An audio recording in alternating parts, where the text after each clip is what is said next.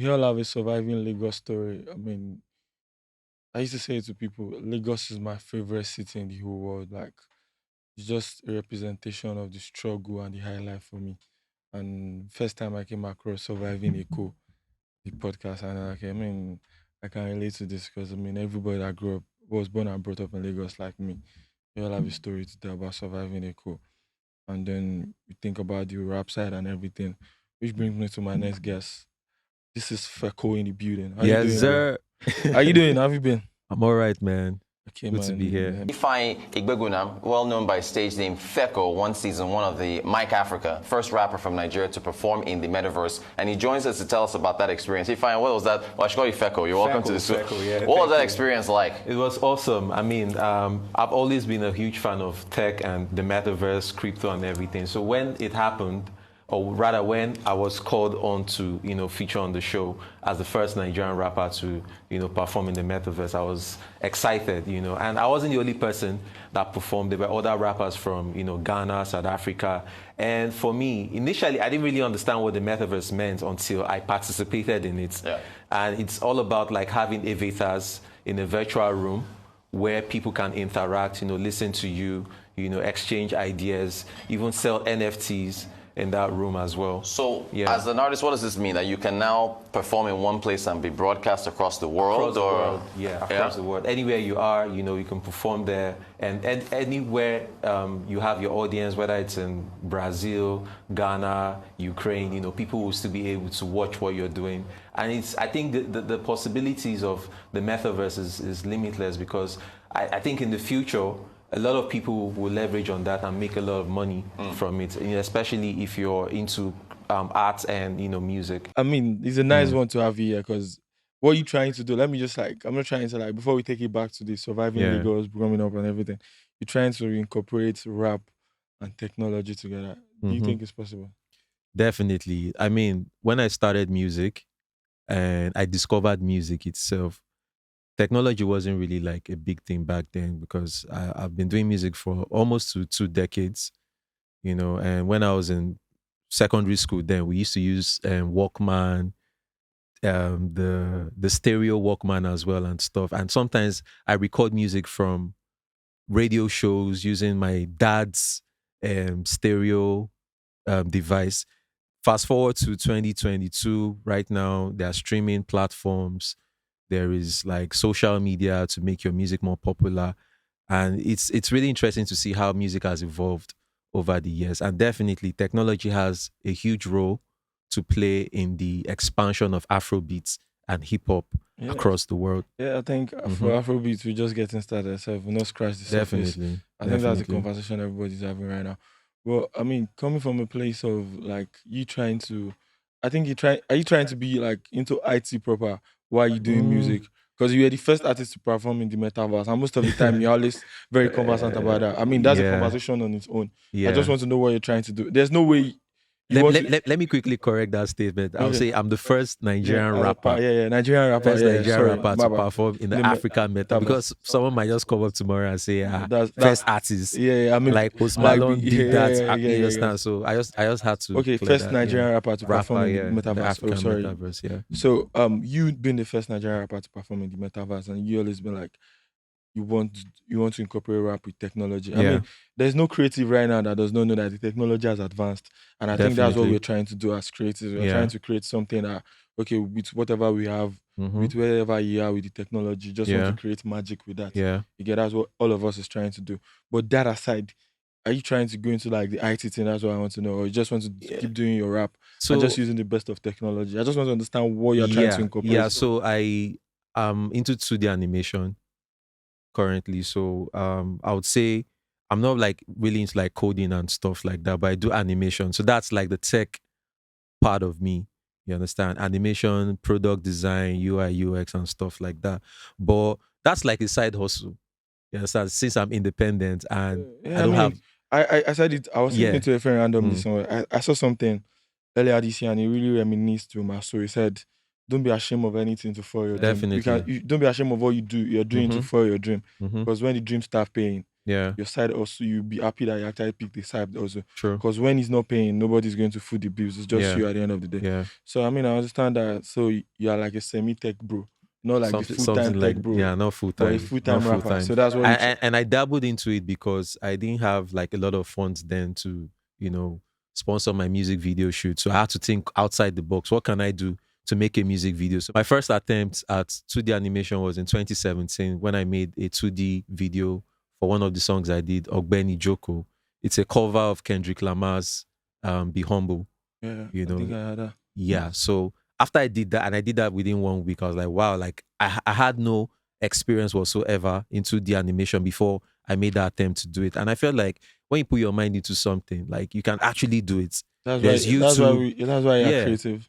A lot of tutorials on YouTube YouTube, for yeah, free. yeah. You know, sometimes when you go on YouTube, you see things that you might not really be taught in school on YouTube Yeah, you for can learn free. a lot, yeah. You get, so I think that helped me a great deal, and ever since then I've always been consistent with my way I practice with some of these softwares. And today I would say my animation skill is way better than it was in 2017. Yes, I mean you keep mentioning like, so I like us to just retract. Yeah. Surviving Eko, you doing things to follow the rap dream, Mhm. and you've been doing rap for like almost 2 decades. That's like, yeah.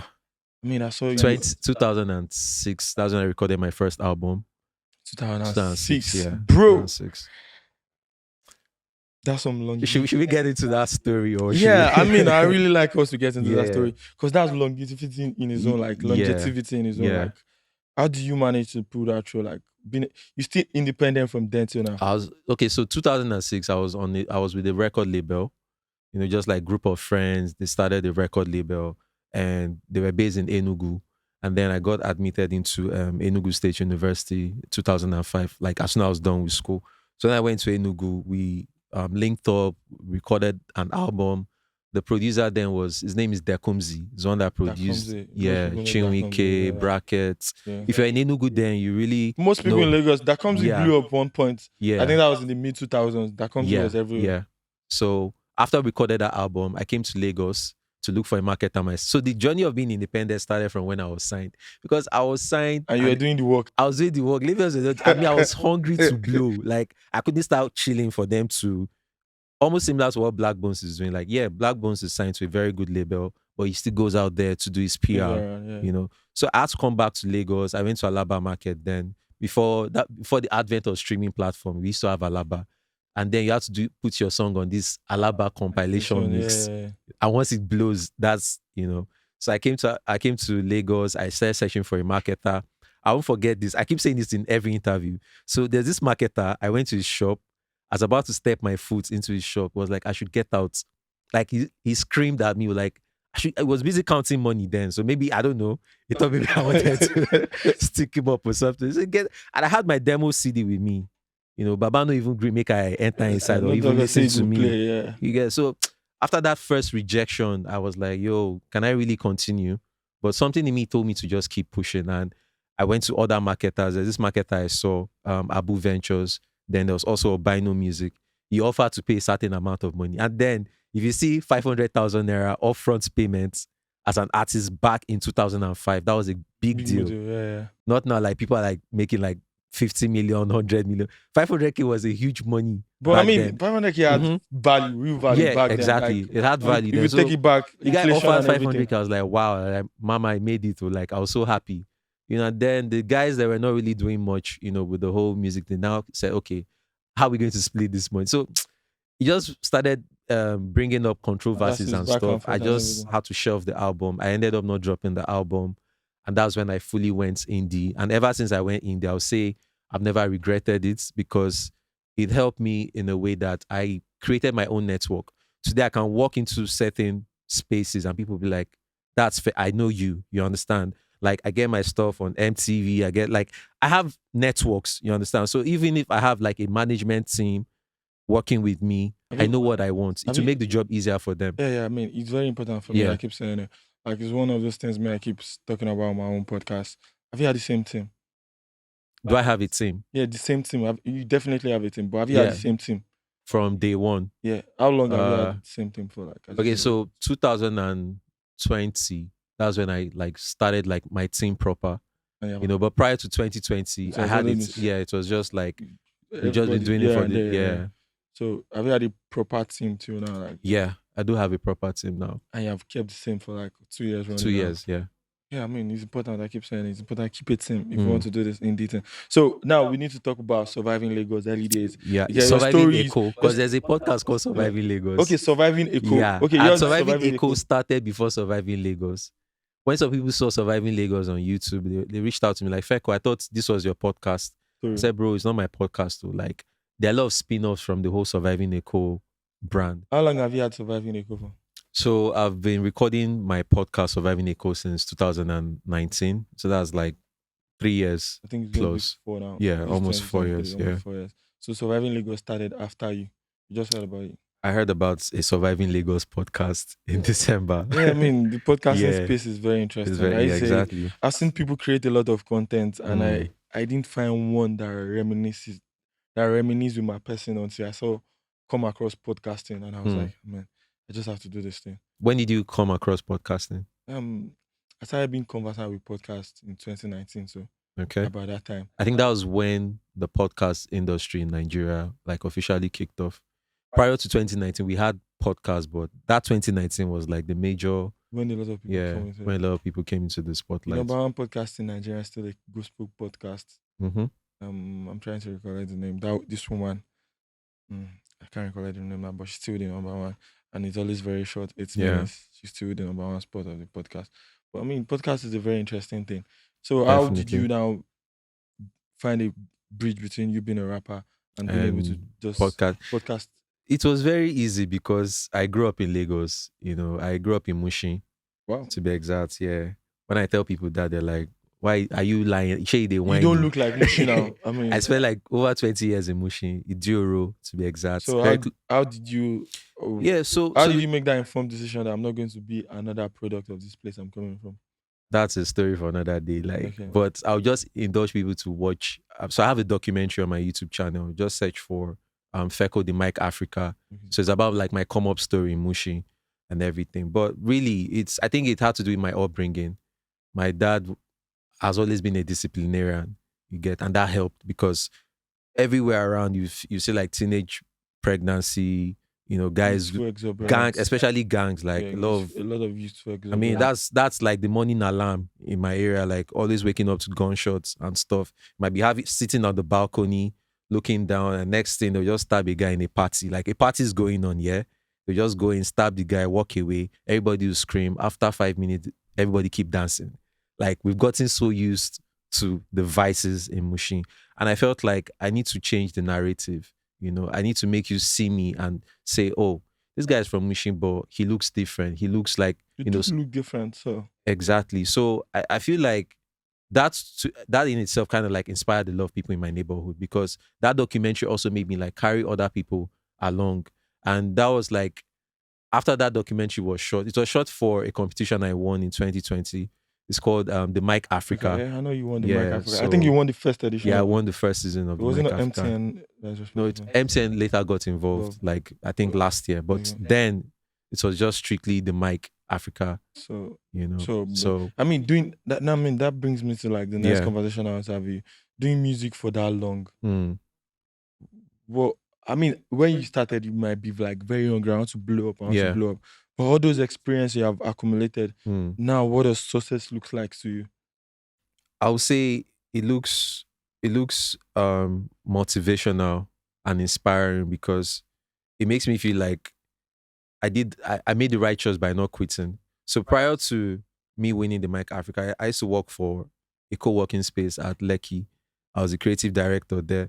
I was doing designs and everything, and I got laid off after I like really helped the company grow. Like I literally even came up with the name of the company and everything. And then COVID started, people started laying off staff because obviously our business model was based on people coming to the office. It's a co-working space. So when people are working remotely, nobody's There's going no to come. business, yeah. You get? So I really understood where the founder was coming from.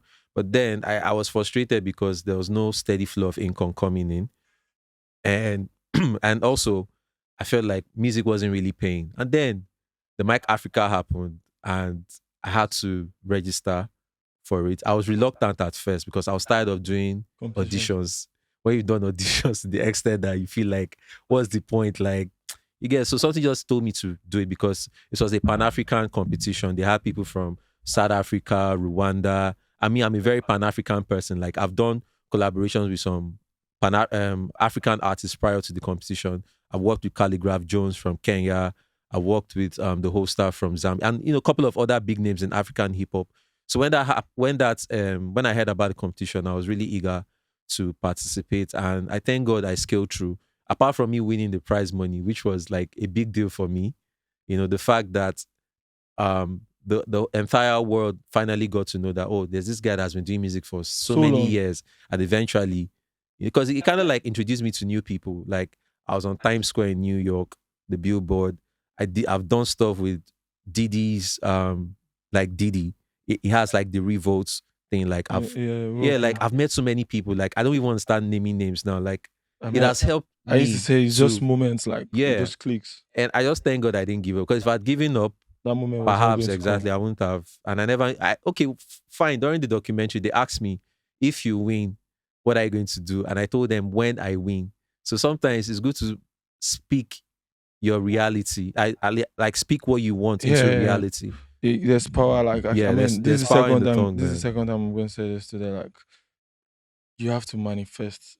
Yeah. We are, as humans, our mind has the power to manifest, Mm-hmm. but you need to be able to catch it first. Yeah. I would say, like, everything I'm doing today is just part of my own manifestation process. And I've not even been podcasting for a long time, and I've been opportunity to sit down with some people that it's just wow. People be like, "Did you know this person prior to you starting this thing?" But I'll tell, like, I need few. Yeah. But I mean, just like me and you, it was just from like my first episode. Yeah. You're just like, bro, nice one. I saw Rook Castle, Castle. and we just eat it up from there. Yeah. Yeah. And that was just the same way. Me and Rook Castle will go way back. But my first guest that was like even make most people like recognize that, okay, this guy might be serious about it. Oh yeah. We just met randomly. Is it Oye Mike? Oye Mike, yeah. Oye Mike. Okay. We just met randomly on the gram. Yeah. So manifestation is real. No matter how small you think it is, manifestation and also is I real. think like building relationships with people. Yeah, relationships are very important. It but helps a lot. your mind has to just manifest that thing first before you can actually build on anything. True. So now this brings me to you saying, okay, this is what success looks like. It looks like motivation. It looks like not giving up. So after all this, you working with so many people, are you in a space of now I need to put out a proper body of work? Or where are you at? Definitely. I had a proper body of work prior to the Mic Africa. Yeah. I had an EP called Afrobeats, Rhythm and Truths. It was a 7-track EP produced by Texzilla, and it was inspired entirely by Fela. If you look at the art cover, The sound, did you sound like? yeah, the sound, like You know you're a rapper. it was a fusion of rap and Afrobeats. Okay. Not Afrobeats. It was a fusion of rap and Afrobeats without the S. That's Like, another different conversation. We had to go to the I don't new think there's a yeah. difference between. I mean, did you see the documentary about Afrobeats? And I watched it recently. do you think there's a difference between Afrobeats with the S and the one without the S? There is. It's still the same percussion. I mean, okay. So I think Afrobeats is like Afro pop that was rebranded. Because people, I think this conversation has is a lot wild. of controversy. It's a very controversial one. Like, what I think it's just in my opinion, it's just Afrobeats it's very is Fela's subjective. sound. Afrobeats is Fela's sound, and it was passed on to his like lineage, Femi Kuti, Seun, Made. What they're all doing is Afrobeats. It's not You get- Afrobeats. and there's some other like Afrobeat artists in diaspora. I can't remember. There's one that usually gets nominated for the Grammys alongside Femi Kuti almost like every year. Yeah. What those guys do is Afrobeats without the S. Afrobeats for me is like Afro pop. It's like what More Hit Records used to do back in the day. It's just like The right trendy now. one. Sorry? The trendy one. It's Yeah, more yeah, trendy. yeah. Like popular music. Yeah. And the people just called it Afrobeat because I don't know who was the first person that came up with that terminology, Afrobeat, but whoever did, I think the person was just trying to categorize African music in such a way that everybody will be able to relate. You get, and it's stuck. You get, so for me, I just feel like whether you're doing Afrobeats, hip hop, Akpala, Fuji, anything, just express yourself. I don't really box myself. So that EP was like a fusion of rap music and Afrobeat. That's like Fela's sound. So that's why on the cover of the EP, we had Fela's image on it, and I had my image as well, and Texzilla's image on the art cover, and we had like 7 songs. It was all produced by Yeah, all produced by Texzilla. There was a song with Calligraph Jones. There was a song with Mode 9 featuring Maka. There was a song with a whole bunch of people that were really talented. No, I mean, we shot a video you've to an worked with a African whole shrine. lot of body. You've worked with almost everybody. Like that shows like you've been around for a long time. Yeah. So that brings me like, do you think you want to keep pushing for the next 20 years again? I'll still be in the music space. I'll still be in the creative space. But in the next 20 years, I might not be recording. But say the next 5-10 years, I'll still be recording definitely. But you have not gotten to the difficult parts. You want to perform at the hotel. That's when it becomes difficult. I know, right? You have to produce music. You have to tour. You have to keep up with people you love. And I feel these things are possible within the next 5 years. Yeah, I mean, I believe you, bro. Yeah, because I mean, I'm a big fan. I want to be there when you're touring. Maybe I'll be your opening act or something. You guys, all for the bag, the big bag. Speaking about opening act, so I saw a Basket Mouth skit where opening act wanted to stand in front of the main act. Yeah, that's Bucci. That's Bucci and Basket. That's a way of being creative. That's a funny way of being creative. Literally, that's what it means. Opening, you're supposed to be in front of them. As they open, that kind of thing. I get it. Just so I mean, it's not going to be good for you to come to talks about you, and I'm not be able to get some little things about you like in 1 minute. So let's just try this. It's simple. Why do I feel like you don't need to be tense? It's simple. Like it's simple. Like it's as simple as they come. Physical attraction or mental connections. Can I choose 2 answers? It's you, bro. I mean, do you? I'll let you do it. 50% physical attraction, 50% mental connection. I shall no come that. Well, no worry. Let's move on. Love or money? Why? So the thing is, I just got into a relationship, and I have to be very careful with my answer so that my baby. You don't. That's more in the vex women. You don't need to be political with that, man. I mean, at the end of the day, love or money. I mean, you should be angry if I don't even pick money. So yeah, I mean, money. Okay, hot chocolate or coffee? Hot chocolate. Sex or cuddles? Cuddles. Yeah. Or sex. What is cuddles? Sex, man. Hey, bro, but you look like you were brought up in church. I don't understand. That's what people say until. Amazing. Yeah. Kiss or tight hugs? Kisses. Wow, good kisses. Kisses. Yeah. FIFA or Mortal Kombat? Mortal Kombat. Summer or winter? Harmattan or dry season? Which one? Harmattan or dry season? Dry season. Harmattan is nah. Okay, you so I fall sick during the You so pan-African, man. That's good. Yeah. Morning person or night crawler? Night crawler because of the nature of what I do.